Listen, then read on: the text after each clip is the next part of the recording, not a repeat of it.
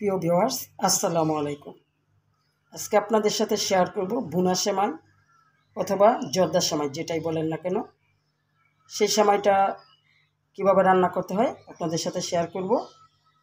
তো আমি সেমাইটা প্রথমে ভেজে নিয়েছি এবং কুসুম গরম পানি দিয়ে ঝরঝরে করে ধুয়ে নিয়েছি।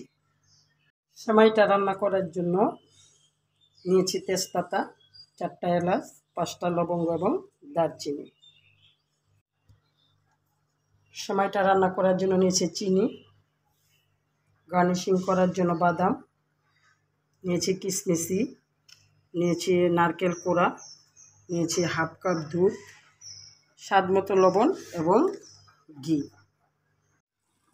ভিউয়ার্স, আমি আগেই চুলায় প্যান বসিয়ে দিয়েছি, এখন আমি ঘি দিয়ে দেব। 4 চামচ ঘি দিয়ে দিব।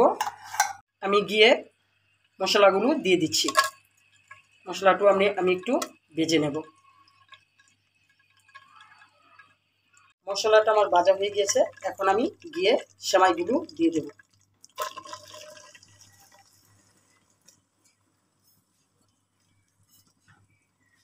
আমি ভালোভাবে সেমাইগুলো একটু ভেজে নেব। সেমাইগুলো আমি একটু ভেজে নিয়েছি, এখন আমি দিয়ে দেব নারকেলগুলো। নারকেল এবং সেমাই একসাথে আমি একটু ভেজে নেব। স্বাদ মতো লবণ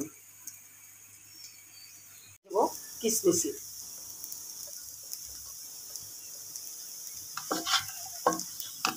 এখন আমরা দিয়ে দিব গুঁড়ো দুধ।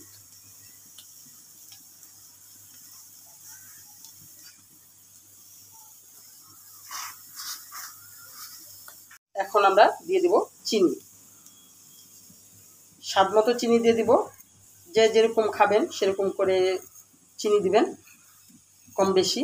তো আমরা চিনি দিয়ে সেমাইটা রান্না করে নিচ্ছি।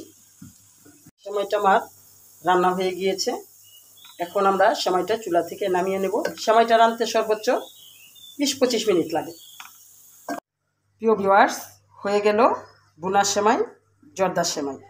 রাফাজ কুকিং মানি সহজ রান্না, সহজ রেসিপি। তো আমার রেসিপিটি যদি আপনাদের ভালো লেগে থাকে তাহলে অবশ্যই লাইক, কমেন্ট, শেয়ার এবং সাবস্ক্রাইব দিবেন। আজকের মতো এখানেই শেষ করলাম। আল্লাহ হাফেজ।